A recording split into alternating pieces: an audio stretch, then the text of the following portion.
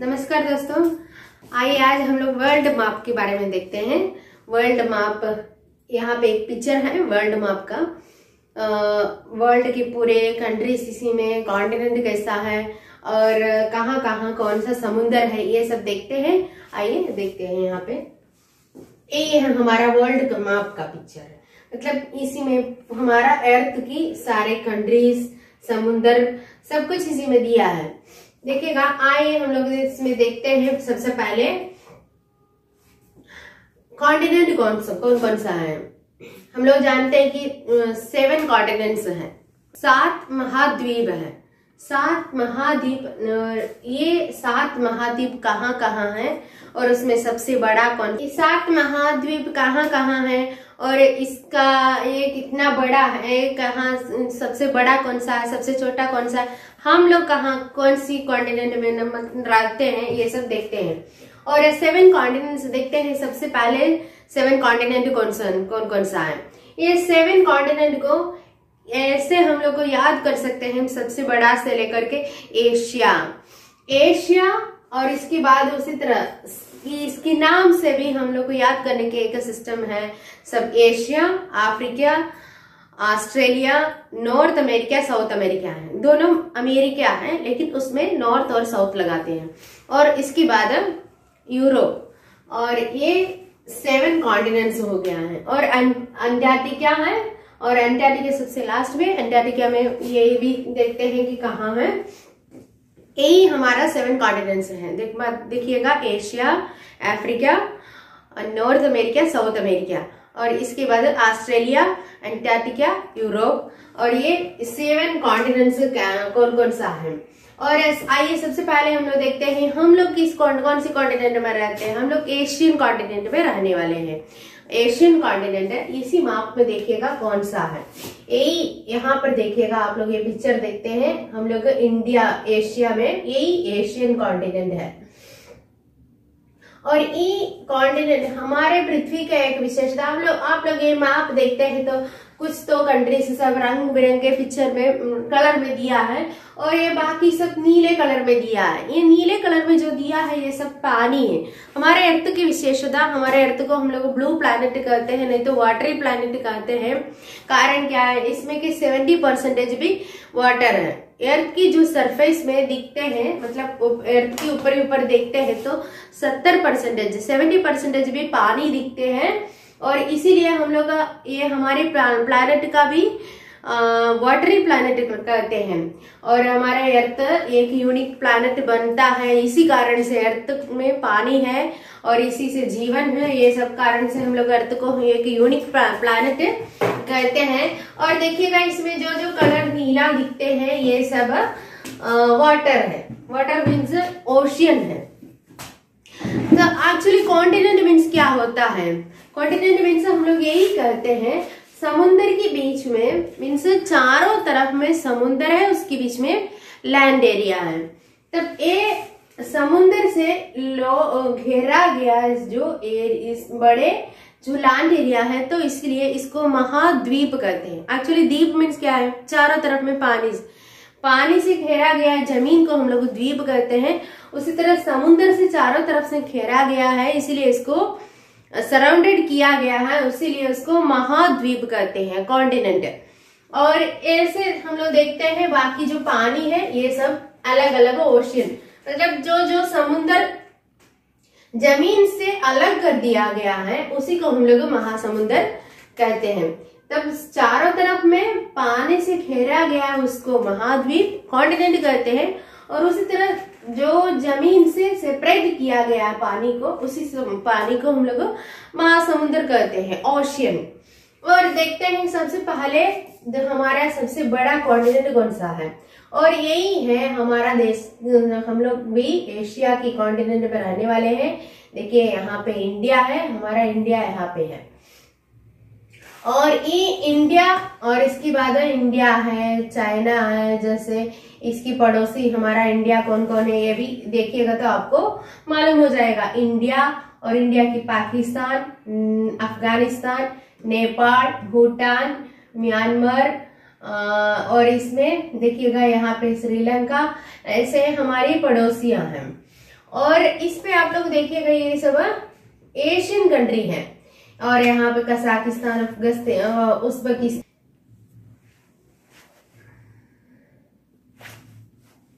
और जो देश एशिया में है, मतलब जो कंट्रीज एशिया में सिचुएटेड है, उसी को हम लोग एशियन कंट्रीज कहते हैं। जैसे चाइना हो गया, हमारा इंडिया हो गया, Myanmar, Mongolia, north Korea, south Korea, ये देखिएगा। और इसी में देखिए सबसे बड़ा कंट्री कौन सा है? सबसे बड़ा है यहाँ पे देखिएगा रशिया। ये रशिया को एक विशेषता है, रशिया नाम कहने का कारण ये रशिया की आधे पार्ट से यूरल माउंटेन्स, यहाँ पे एक पहाड़ होता है, वो पहाड़ को यूरल माउंटेन्स कहते हैं। यूरल माउंटेन्स एशियन कॉन्टिनेंट और यूरोपियन कॉन्टिनेंट को सेपरेट कर देते हैं।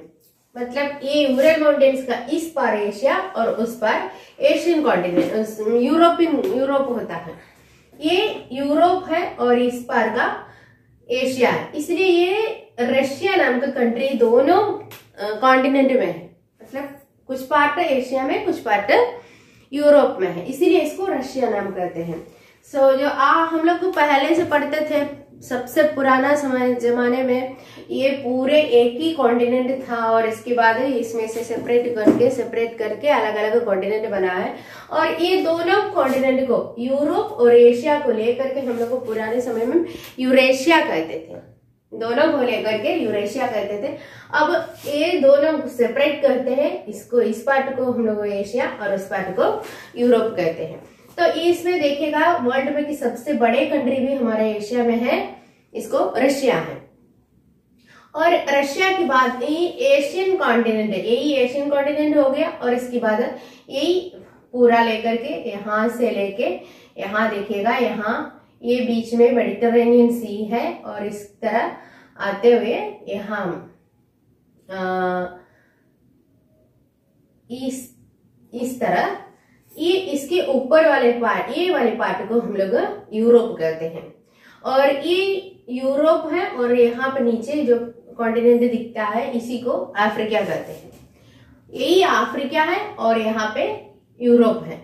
हम लोग भी पहले से पढ़े हैं। और यहाँ पे ये दोनों कॉन्टिनेंट हल्का से जुड़ा रहता था यहाँ पे, और ये जमीन से यूरोप और एशिया यहाँ देखिएगा यहाँ हल्का से जुड़ा रहता था, जॉइंट रहता था।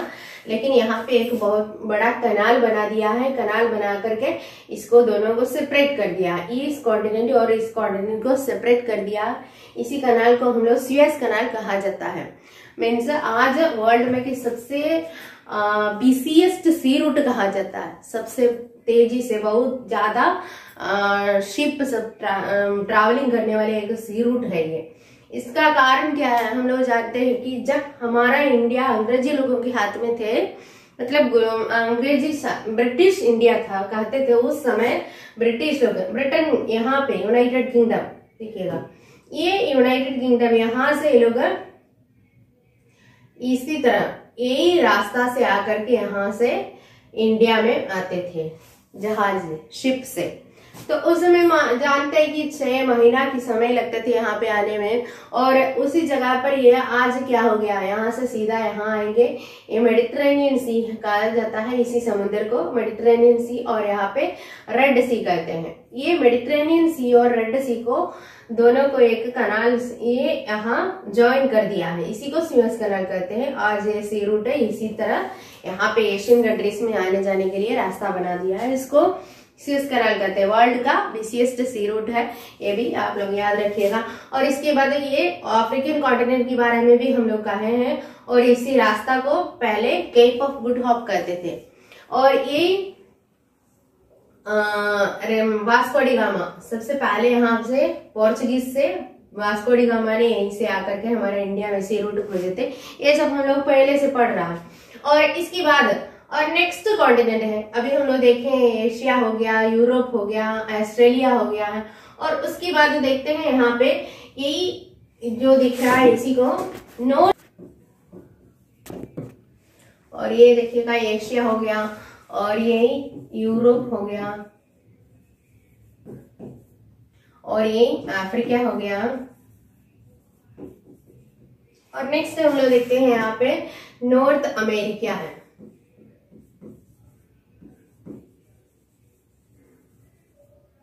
और ये नॉर्थ अमेरिकन कॉन्टिनेंट है।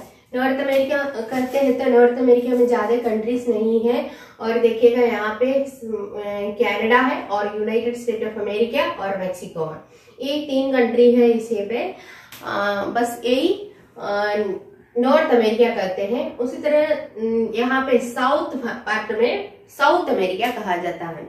ये भी नेक्स्ट कॉन्टिनेंट है साउथ अमेरिका। ये साउथ अमेरिका भी, और देखिएगा यहाँ पे साउथ अमेरिका ये इसी तरह इसी में ये दोनों जॉइंट रहता था।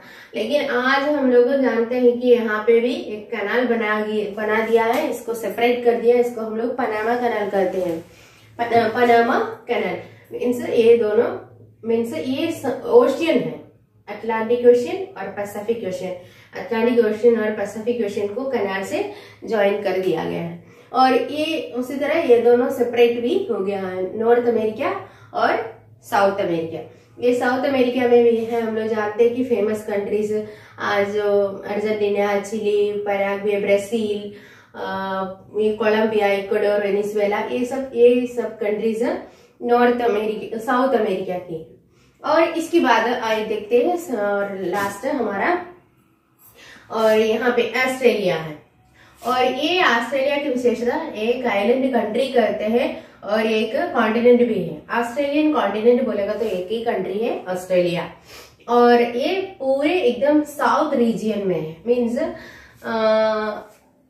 सदर्न हेमिस्फीयर में है, मतलब दक्षिण अर्धगोल कहा जाता है। मतलब हमारे अर्थ को इक्वेटर, ये इक्वेटर हमारे अर्थ को 2 अर्धगोल डिवाइड कर देते हैं। ऊपर वाले अर्धगोल को उत्तर अर्धगोल और नीचे वाले को दक्षिण अर्धगोल, नॉर्थर्न हेमिस्फीयर और साउथर्न हेमिस्फीयर कहा जाता है। और ये ऑस्ट्रेलिया एकदम एंटायरली साउथर्न हेमिस्फीयर में है। और ये सबसे लास्ट एंटार्क्टिका। और देखिएगा यहाँ पे एंटार्क्टिका लिखे हैं। ये एंटार्क्टिका की विशेषता, एंटार्क्टिका एक कॉन्टिनेंट है लेकिन वहां कोई रहते नहीं है, मीन्स रहने लायक नहीं है। आदमियों को मीन्स मानव को रहने के लायक नहीं, फुल्ली बर्फ से कवर किया गया है पूरा। यहाँ बर्फ से भरा। इसका कारण ये तो पूरे एकदम साउथ पोल में है, साउथ पोल में है। ये पूरे भाग साउथ पोल में है, इसलिए ये कंट्री को व्हाइट कॉन्टिनेंट कहते हैं, क्योंकि वहां पे जाए तो हमें जमीन दिखता नहीं है। ये पूरा एकदम बर्फ से भरे रहता है। समुद्र के ऊपर वाले और पानी भी बर्फ बन गया है, और ये जमीन भी बर्फ बन गया है। इसी को व्हाइट कॉन्टिनेंट कहा जाता है। इसलिए वहीं पे हम लोग को तो जमीन कहाँ है, समुद्र कहाँ है, ये तो सेपरेट समझ में नहीं आएगा। उसी तरह पूरे एकदम बर्फ से भरा रहते हैं।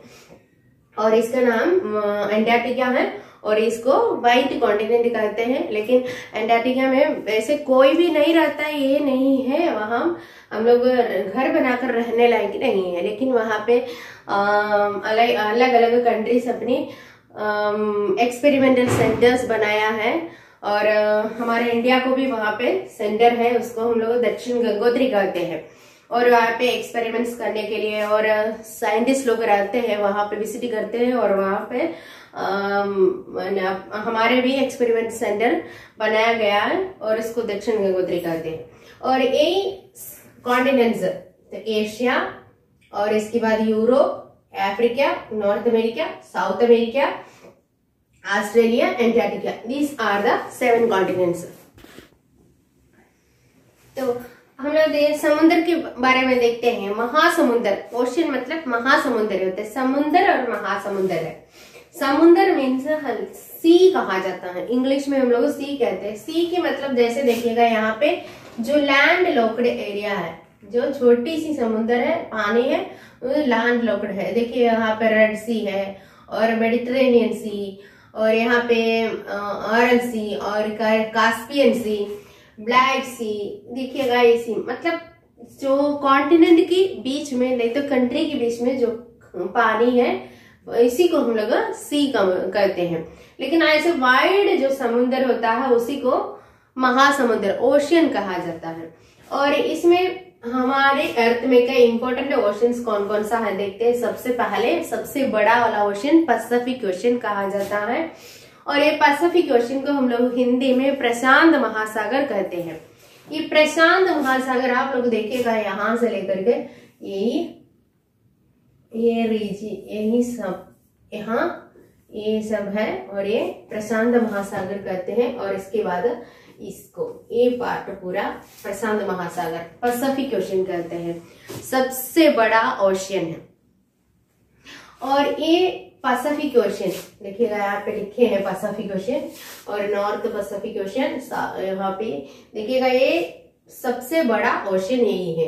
ये पैसिफिक ओशन की विशेषता पूरे हमारे अर्थ में के जितनी लैंड एरिया है वो मतलब 7 कॉन्टिनेंट्स जितना है उससे भी अधिक एरिया का ये समुद्र होता है। पूरे 7 कॉन्टिनेंट में कितनी लैंड एरिया है उससे भी ज्यादा एरिया एक पैसिफिक ओशन अकेले ले लेते हैं।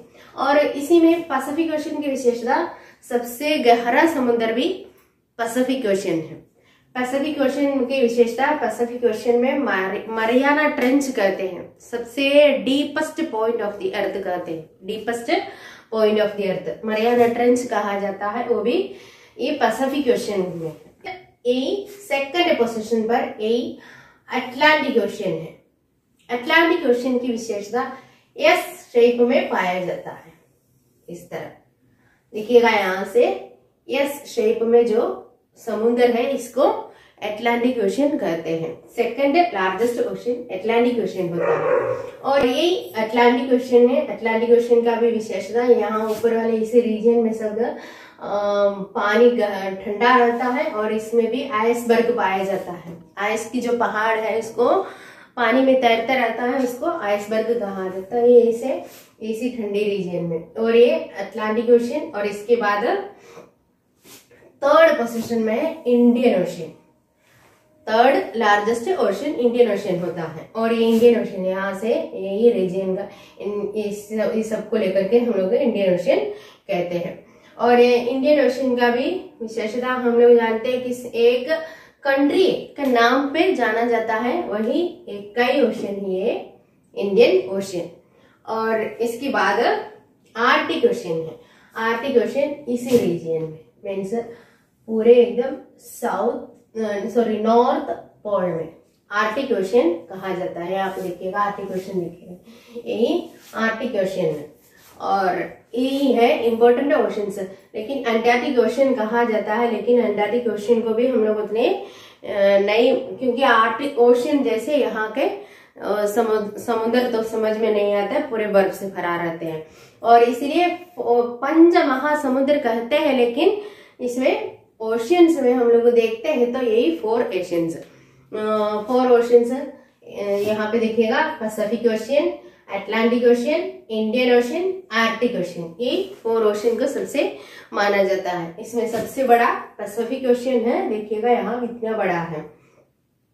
और इसके बाद सेकंड पोजीशन पर नॉर्थ अटलांटिक ओशियन, और इसके बाद थर्ड में इंडियन ओशियन, और इसके बाद फिर देखिएगा हम लोग अभी कॉन्टिनेंट कौन कौन सा देखे, समुद्र कौन कौन सा देखा है। नेक्स्ट लार्जेस्ट कंट्रीज कौन कौन सा है, और मीन्स हमारे इंडिया 7th लार्जेस्ट कंट्री है वर्ल्ड में की 7th पोजीशन पर। तब इंडिया से बड़ा बड़ा कौन कौन सी कंट्री है, 6 कंट्रीज और है, वो कौन कौन सा। सबसे बड़ा है यहाँ पे रशिया, ये रशिया है फर्स्ट पोजीशन पर, सबसे largest country in the world. देखिए कितना एरिया है यहाँ पे, ये तो एक नहीं 2 कॉन्टिनेंट को लेकर के ये जगह ले लिया है, 2 कॉन्टिनेंट का, एशिया का और यूरोप का, दोनों कॉन्टिनेंट का जगह लेकर के इतनी बड़े कंट्री है एशिया। और इसके बाद सेकंड पोजीशन पर यही कनाडा है, देखिएगा यहाँ से लेकर के ये येलो कलर में जो दिखते हैं वो सब कनाडा की पार्ट है। कनाडा है सेकंड पोजीशन पर, सेकंड लार्जेस्ट कंट्री कनाडा। और थर्ड पोजीशन पर हमारी यहाँ पे चाइना है, चाइना थर्ड लार्जेस्ट कंट्री है, रशिया है, और इसके बाद कनाडा, और इसके बाद थर्ड पोजीशन पर चाइना है। और इसके बाद फोर्थ पोजीशन पर यहाँ पे United state of America, USA,